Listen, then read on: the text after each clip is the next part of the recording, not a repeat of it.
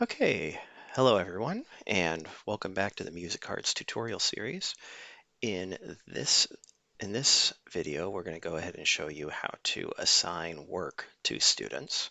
So as you can see, I've organized my groups all up, and they're looking really good. I have my sixth grade band and my seventh grade band, and now I want to get my students practicing music arts. So I'm no longer really planning. Now I'm assigning work to the students. So I'm going to go to the tab Assign and make sure I'm on Student Links. And you can see that every student has been given their own unique little link. Uh, these are typable. It's kind of like the Google Classroom links where they would have the kind of like random letters or things like that. But it is a little bit longer, so probably having students type it in is not the best option. But there's a lot of good solutions we can have that you can use.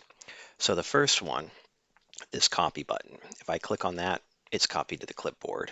And I will go ahead and jump over to a text editor and I paste, and you can see the student's link is right there. Um, and then also there is a print button, and you're probably not going to want to do this because I'm going to show you the next really big upgrade we got. You can make QR codes. So if I click on the QR code tab right here, you can see that all of your students have these QR code cards. And when you go to print these, they print 4 to a sheet, nice and neat, and they have little divider lines. So you can just go, once your band's all set up, you can go print this out, single-sided, and then run to the copy center with that big like paper cutter, and you can chop these up, and you can have little handouts. You can tape them to the kids' music folders. Now, kids probably aren't going to be using this QR code now, especially with Yonder pouches coming out and cell phones being banned in schools. So there is, well, in the next video, we're going to show the teacher page that you can use to also get set up. But the last thing I want to show in this video is how to, and we'll use Ethan Anderson's link. Actually, I'll show you even a better option, um, is how to use Musicards. So I'm going to go ahead and go back to the Students tab, and I'm going to go make Mr. Rude. That's my name, and I am well, if I keep going up in grades, I'm an adult, and I'm going to go select, let's do alto saxophone.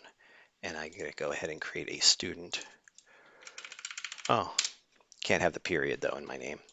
And now that I've created Mr. Rude, I'm going to go over here to the student links. I'm going to go find Mr. Rude, who should be somewhere. There's Mr. Rude. I'm going to copy that URL, and I'm going to show you what the student experience is with Musicards. And you can create a student for yourself so you can see what the student's perspective is on Musicards.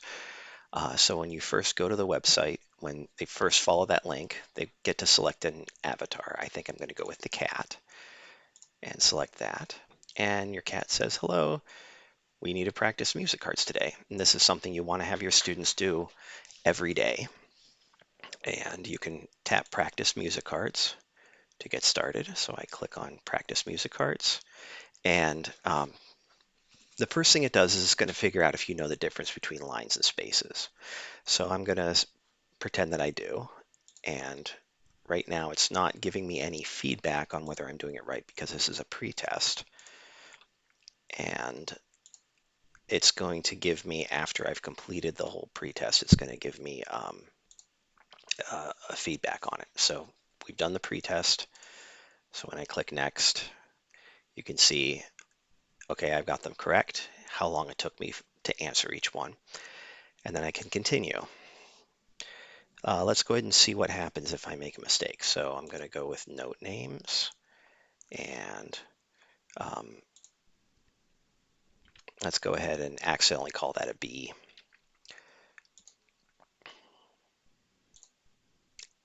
And now it's going to give me a score, and I didn't pass this pretest. So After you complete 2 pre-tests, your session is done. Really nice and short and sweet. But I can go back and I can practice music cards again. Or when I go back the next day and I go back to this page, it's going to pick up right where I left off. So when I click on practice music cards, well, I didn't pass my pretest on my space notes, so it's going to go ahead and tell us um, how to read the space notes on the staff. And it gives me a little lesson about that. And then I can go ahead and practice my note names. Now this is practice where it's a bit different. This is where music cards becomes a learning tool. If I click the wrong answer, it highlights in red, and I can't click it again. I have to keep guessing until I get the right answer. When I do get the right answer, it's going to highlight in green for a second before it goes on.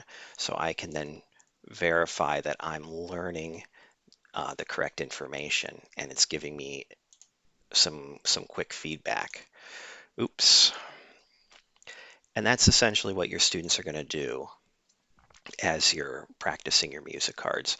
They practice it every day. It starts with note names, and then it's going to move on to um, eventually into the instrument fingering for their instrument and other more complicated scenarios and other more complicated questions. This is just the beginning of the curriculum. As we grow, we're going to add tons more stuff to it, where you're going to be able to see, for example, you're going to be able to answer certain accidental questions where you see an accidental in the music with a key signature in context, and you have to decide what fingering you need to play in that scenario. So now that we're done, I can go take a look. I can see how I did, and I can see the speed that I'm doing and the mistakes I made and what I got correct. And that's essentially how all of this works. This check mark says that I've done my music cards for today, and I can go also, if I want to, I can go look at a review lesson. So I can go back and reread this lesson just in case I want to go look at it. So some pretty good simple tools for the student, and hope you enjoy using music cards.